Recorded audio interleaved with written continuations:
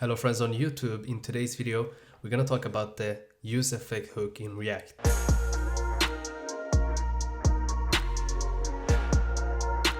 In React, if we want something to happen after a component has been rendered, we can apply the useEffect to achieve that. We can, for example, fetch information from an API or create something to put on the DOM. Then the useEffect function needs to be run inside your component. That's really important. And the benefit of using the useEffect is that it covers a couple of life cycles in our component, such as rendering, re-rendering, unmounting, cleaning up, updating, and it's a really powerful tool that can be used in many situations in your React application. Alright, so let's get started with the useEffect. The useEffect is kind of similar to useState. So first we need to import that. So we're going to say useEffect. And when we are using it, it's a function, and we're going to say useEffect. Takes a callback, and this is going to run each time the component gets rendered. All right, so let's just say console.log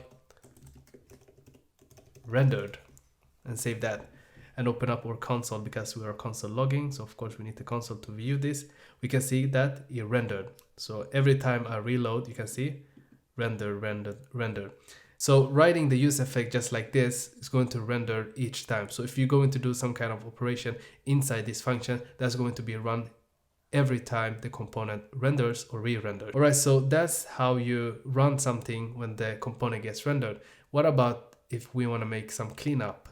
If the component gets unmounted or removed from the document, what we can do is we have a return, and the return takes in a function, and this function is going to be the cleanup. Here you can put anything if you want to, for example, clean up your arrays or database, anything that you can think of that needs to be removed or make the performance of the website much faster. You can do all of these things inside the return here because it's a cleanup.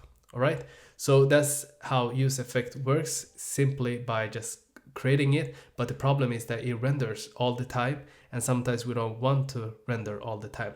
So another way to write the useEffect is like this. We're going to say the callback, and it takes in a second argument, and the argument is going to be an array, and this array is called the dependency array, where we can put some variables. So these variables that are inside this array, anytime they change, the useEffect is going to run. All right, so that's how simple it is.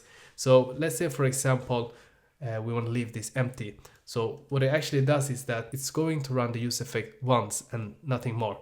And this is really good because sometimes we don't want to do anything else than just running the useEffect once. We can, for example, fetch information from an API. And that's exactly what we're going to do right now. So let's say, for example, inside this, we're going to create a asynchronous array here. So we're going to say asynchronous function, fetch users.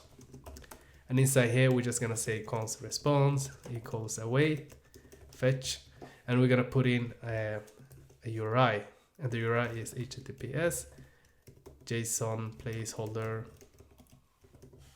typecode.com users. So this is just a link to an API which contains users. All right, so then we're gonna say users.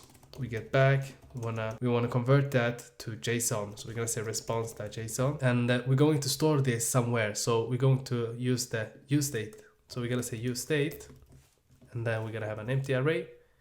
Then we're gonna say const users set users equals useState, and down here we're just gonna say set users to users, so the thing that we fetched. All right, so and then we're just gonna call the fetch users directly inside here. So the first time this component gets rendered is going to run the useEffect once, and the useEffect, when it runs, is going to call this function, and this function just fetches some information from an API and stores it in a state. So, and then we're just gonna say console.log the users. So when we save it, we can see down here that we get back an array, and each time I save the file, it's not going to re-render because the useEffect has a dependency array list here which is empty, so there is no reason to re-render.